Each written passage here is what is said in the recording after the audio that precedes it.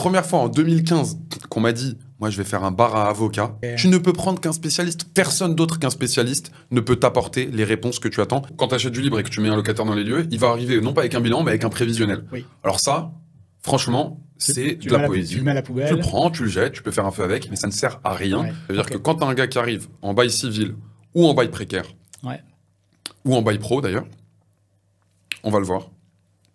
Soit on arrive à changer le bail et à le passer en 369, parce que là on donne une vraie sécurité aux acheteurs, soit on n'y va pas. Et le troisième fondamental, c'est ton prix mètre carré. Ça reste de l'IMO. Ça reste un indicateur. En fait, t'es dans l'immobilier là, donc il y a un moment, si tu payes 12 000 € du mètre, un truc dans la zone pavillonnaire d'Amiens, il y a un problème. Bonjour Daniel, bienvenue dans cette vidéo dans laquelle on va parler de locaux commerciaux. Et on va s'appuyer sur ton expérience. Il y a beaucoup de choses à connaître sur les locaux commerciaux, à savoir et à découvrir. Et est-ce que tu peux commencer tout simplement par te présenter? Bien sûr. Bonjour Michael, merci de m'accueillir. Je m'appelle Daniel Nataf. J'interviens dans l'immobilier commercial depuis 2014 et je suis ravi d'être avec toi aujourd'hui pour discuter de tous ces sujets. Écoute, en tout cas, merci d'être là. On peut peut-être commencer par un aperçu de l'état du marché aujourd'hui des locaux commerciaux.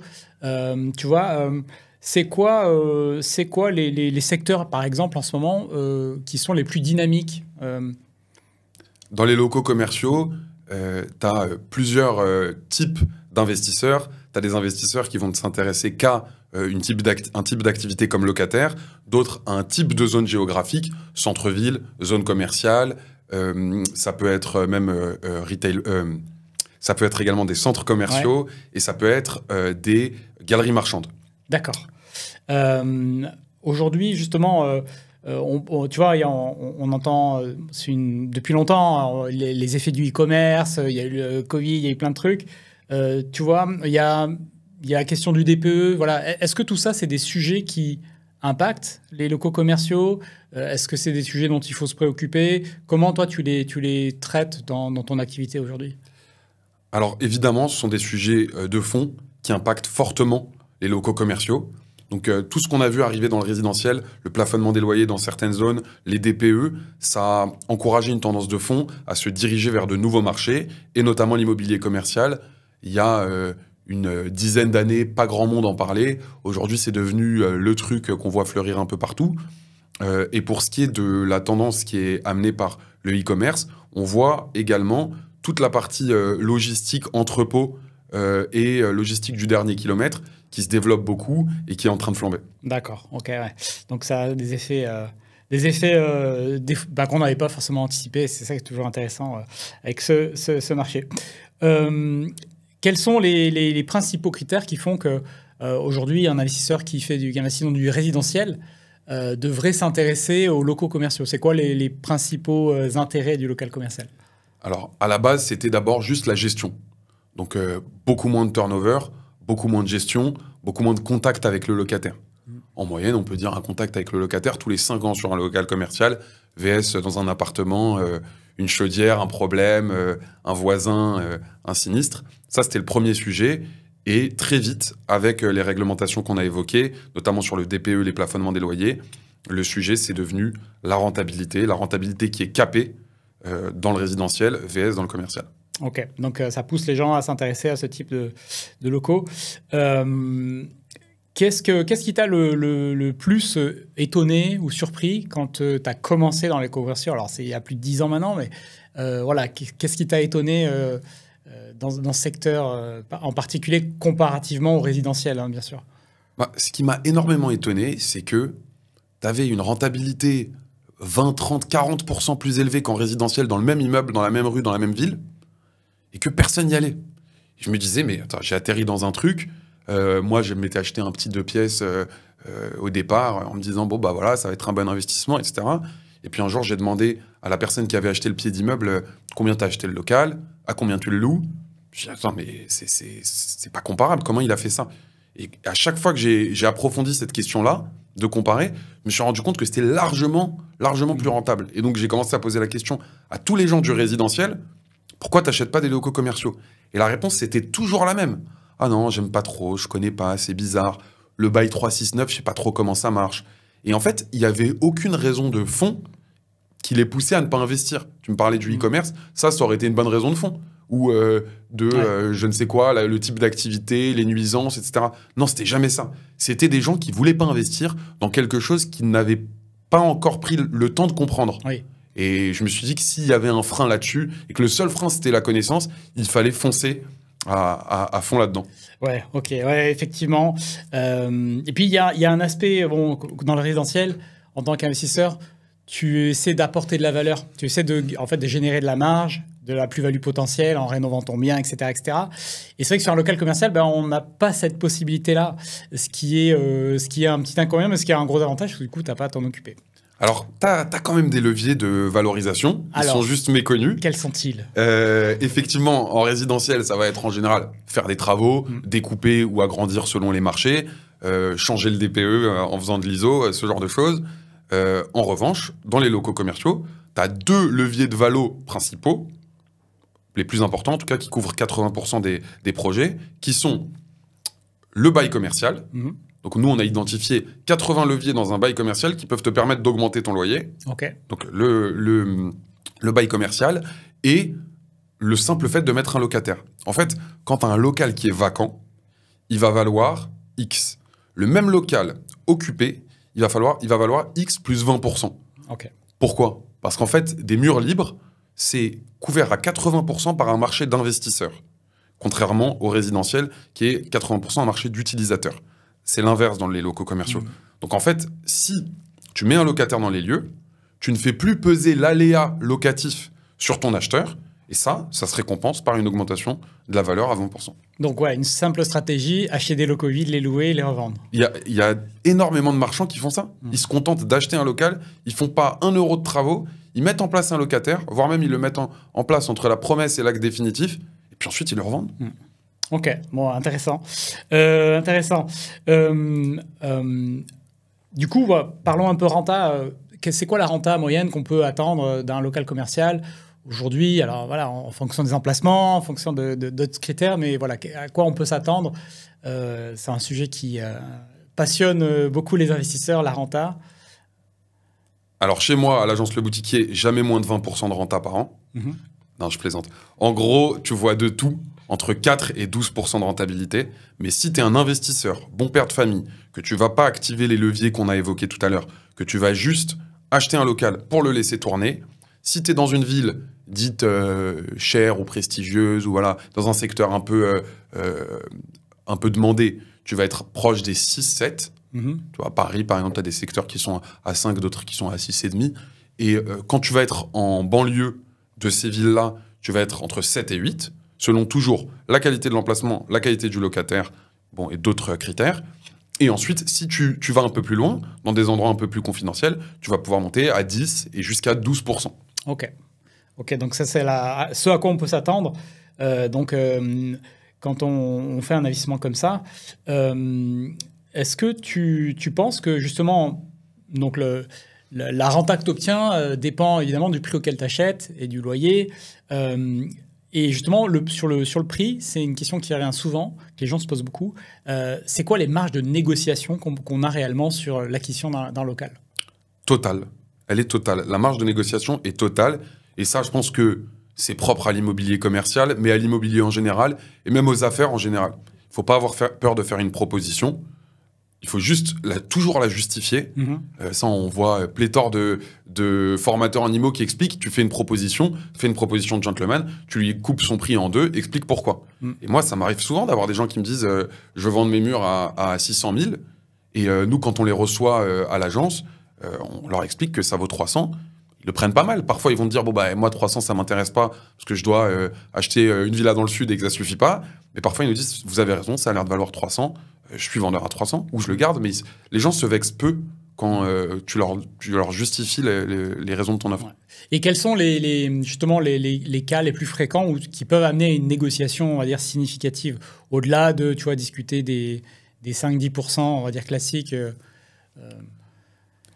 Ça va être ce qu'on va souvent appeler un facteur pénalisant ou un facteur dépréciatif du local. Donc, une raison de décote, tu vois. Ouais. Donc, tu as un local, Ce local, ok, il est loué 40 000 dans un marché à 10%, 40 000 annuels, dans un marché à 10%, il vaut 400 000. Ok, mais tu demandes les extraits de compte au broker ou au bailleur, et là, tu vois qu'une fois, ça paye le 1 du mois, une fois, ça paye le 15, et puis l'année dernière, pendant 4 mois, ça n'a pas payé, et puis là, il y a un échelonnement. Et en fait, ton local en soi, il vaut 400 000, avec 40 000 de loyer annuel, mais le locataire, il a du mal à payer. Alors, tu peux tout simplement appeler le bailleur, appeler le locataire, dire qu'est-ce qui s'est passé entre janvier et mars X. Bon, il va te dire c'était le Covid, je travaillais pas. Bon, bah, si c'est justifié, tu payes toujours tes 400. Si en revanche, je dis ça marchait mal parce que je suis tout seul à travailler dans mon épicerie et que j'étais malade, bon, bah, en fait, il faut se rendre compte que c'est un business qui dépend que des épaules d'un seul homme, que ça pourrait arriver à nouveau, etc. Donc, en fait, c'est des points de vigilance qu'il faut prendre en compte, non pas pour ne pas acheter, mais simplement pour en tenir compte dans ta valorisation et dans ta proposition. Ouais, ok. Donc, ouais, tous les éléments qui peuvent influencer la stabilité de ton rendement, de ton loyer. Ça c'est dans la partie dépréciative, mais il y a la réciproque dans la partie améliorative. Si tu as un gars qui dit dans mon local, ça marche super bien, le parking que tu m'avais...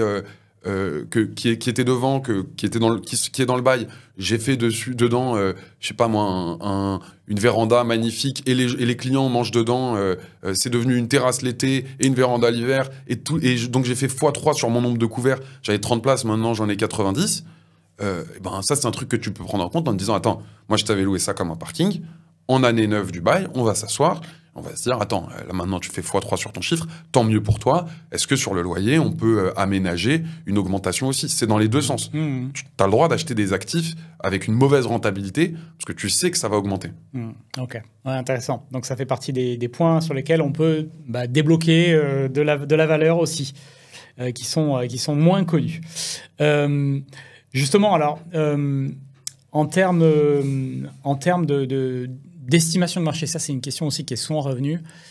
Tu vois, comment tu fais pour estimer un marché, surtout quand tu connais pas, tu vois, par exemple la ville, pour estimer si un local commercial se loue bien, se loue facilement, à quel type de locataire, tu vois. Imagine, au jour de demain, on propose un local à Roubaix.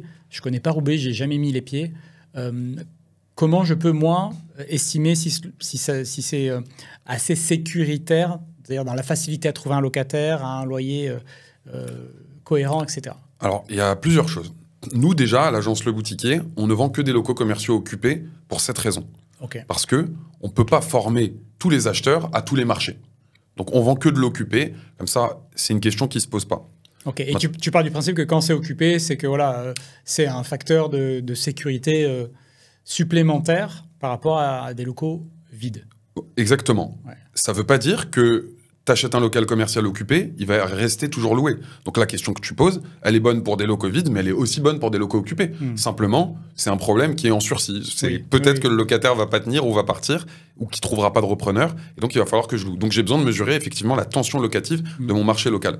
Premier truc que je fais, moi, avant de faire quoi que ce soit, je vais sur Street View, je me balade dans la rue sur Street View, je regarde 2025, 2024, 2023, tu peux remonter dans les années, et je regarde le nombre de rideaux fermés. Okay. C'est la recherche des rideaux fermés dont on fait à l'agence Le Boutiquier, et tu regardes si dans ta rue, tu as d'autres boutiques à louer, c'est pas bon. Okay. Pourquoi c'est pas bon? Parce qu'un commerçant qui fonctionne, quand il en a marre, ou quand il veut plus, ou quand il a changé il veut changer de projet de vie, il vend son fonds de commerce.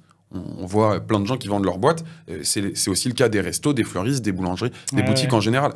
S'il a retrouvé personne pour vendre son fonds de commerce, c'est qu'il n'y a pas de demande. Parce que normalement, tu trouves toujours quelqu'un pour reprendre ton activité quand elle fonctionne.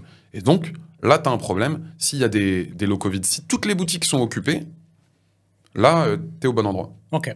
Donc, un indicateur simple, le nombre de rideaux. Yes. Justement, en termes d'emplacement, qu'est-ce que tu aimes bien, toi, comme emplacement? Parce que, bon, déjà, est-ce qu'on peut peut-être les lister? Qu'est-ce qu'il y a comme emplacement possible pour un local? Parce que c'est une typologie, finalement, qui est assez large. Qu'est-ce que tu aimes bien? Qu'est-ce que tu évites absolument et tu mets pas les pieds dedans? Alors, nous, traditionnellement, on n'intervient que dans la vente de murs de boutiques occupés, pieds d'immeubles, centre-ville. Okay. Ça, c'est notre marché. Ok. Il existe d'autres types d'actifs qu'on a évoqués tout à l'heure, les retail parks, les galeries marchandes, etc. Ceux-là, je vais pas répondre dessus parce que c'est pas ma cible. Ok. Pour ce qui est de ma cible, c'est-à-dire le pied d'immeuble, tu as quelques types d'emplacements qui sont centre-ville, pied d'immeuble en centre-ville, emplacement dit 1 ou prime. Tu as les emplacements 1 bis, donc tu es souvent un commerce de destination juste à côté de la rue principale. Tu as une onglerie, une agence immobilière pas avec une grosse enseigne et un salon de coiffure, tu vois. Donc ça va être, t'as la grande rue du Général de Gaulle et juste à côté, t'as une petite rue avec ce genre de commerçants, mais t'es à moins de 5 minutes à pied du secteur où ça bouge beaucoup. Ça, c'est ce qu'on appelle du 1 bis. Ok. Et t'as du 2. Emplacement 2, t'es dans une zone pavillonnaire, t'es dans une zone résidentielle, t'es loin de tout. Et enfin, je les ai pas évoqués puisque ça dépend des villes, mais t'as les emplacements prime. Donc voilà, si t'es sur les Champs-Élysées, si t'es face à la mer dans certaines villes, si t'es avenue Montaigne, je ne sais quoi. Ça, c'est du prime. Nous, notre marché, en général, ça va être emplacement 1, centre-ville. À Paris, on fait aussi du 1 bis et du 2 parce que c'est très particulier. Et emplacement 2. Donc tous ces emplacements-là, ils font partie de stratégies différentes. Les emplacements 2, tu vas les acheter à une meilleure rentabilité. Est-ce que ça veut dire qu'ils sont plus risqués? Pas forcément. Est-ce que ça veut dire que c'est moins bien? Pas forcément. Nous, on en a. Enfin, moi, à titre personnel, j'en ai acheté et à l'agence, on en a dealé beaucoup. En tant que broker, en tant qu'intermédiaire, il faut tout regarder.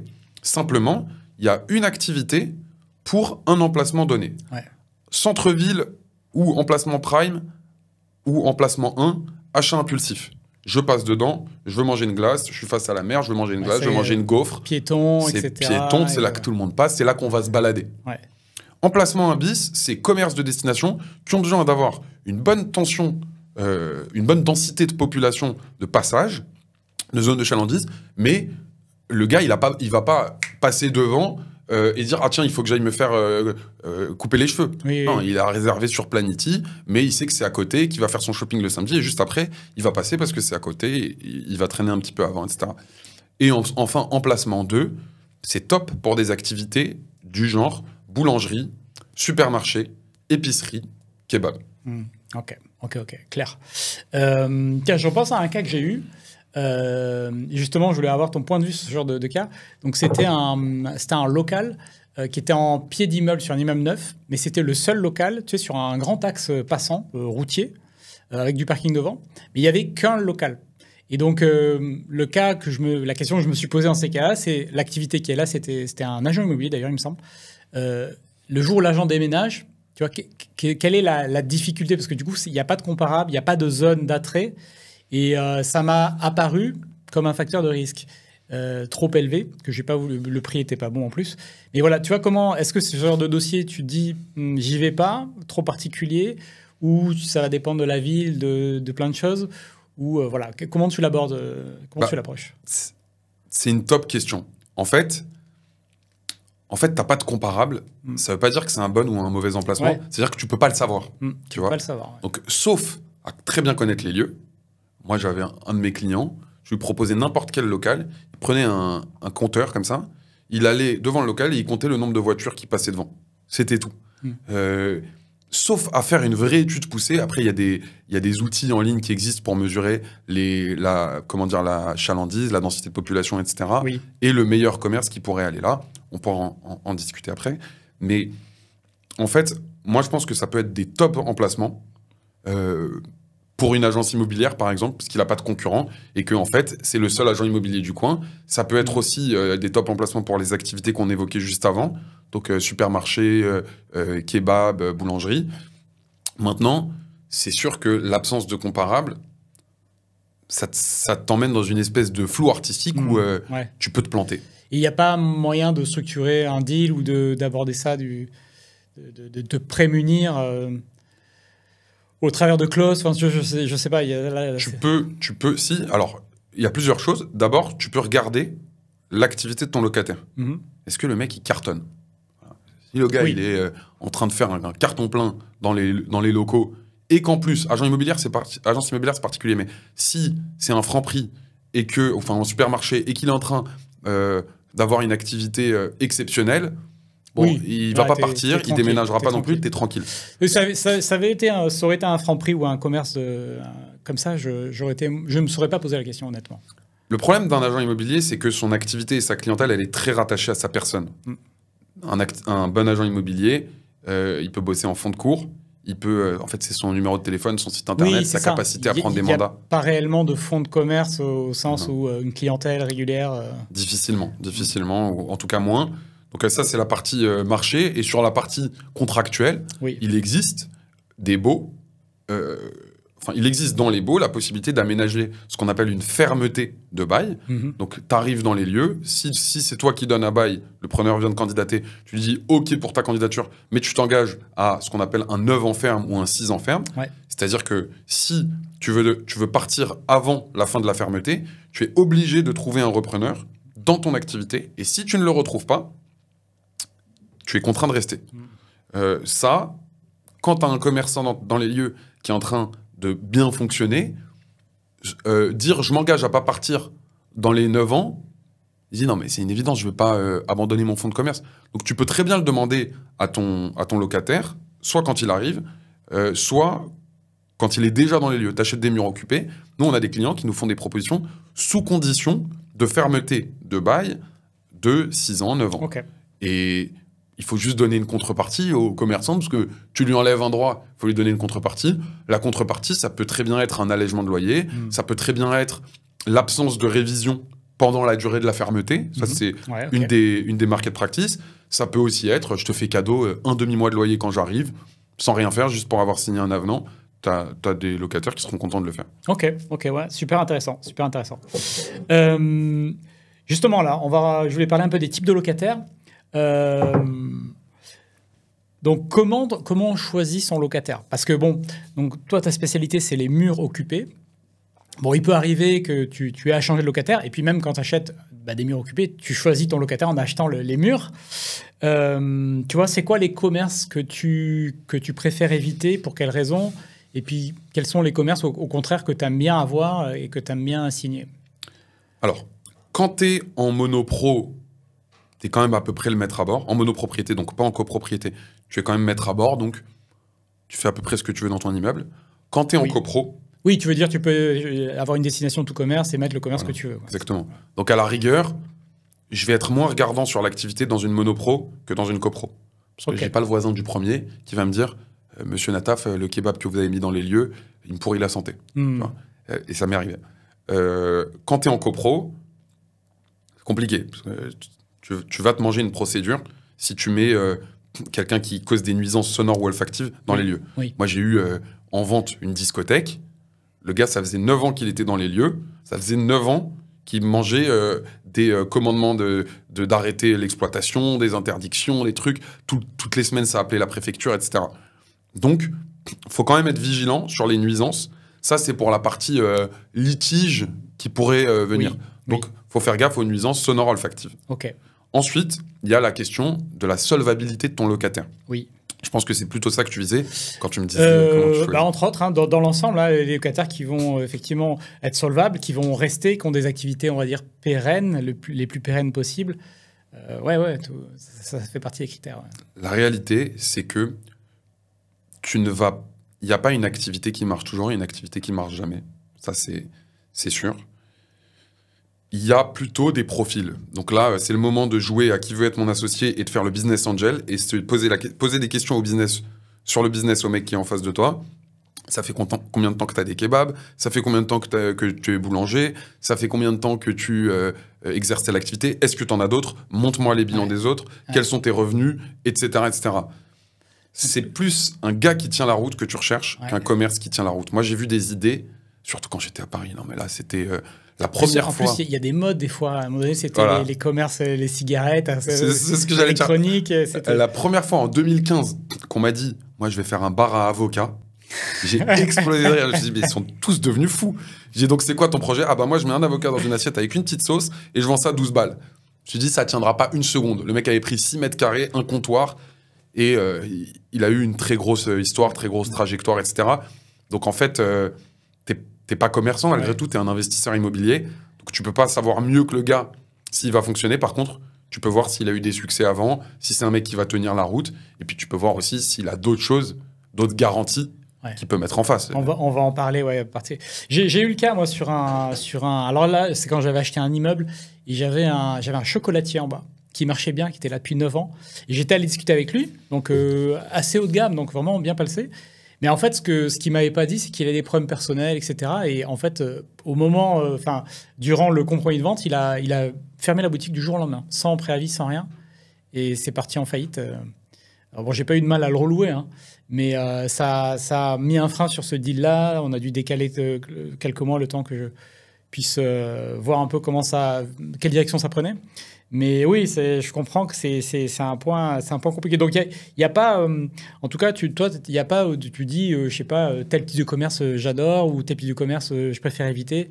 Dans l'absolu, c'est vraiment en fonction du commerçant lui-même, quoi. Ouais, c'est le commerçant. Je vais quand même, mais bon, ça, je pense que tout le monde le fait.